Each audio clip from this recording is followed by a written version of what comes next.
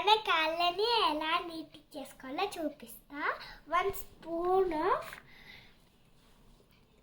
చక్కెర, తర్వాత లెమన్ని ఇలా పిండుకోవాలి.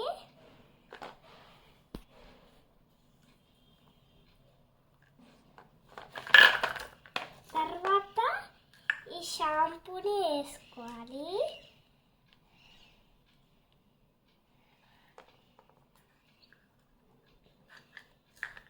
తర్వాత మిక్సింగ్ చేయాలి.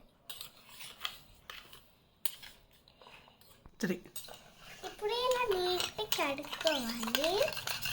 అంటే ఇప్పుడు మన లెగ్స్కి రుద్దుకోవాలి.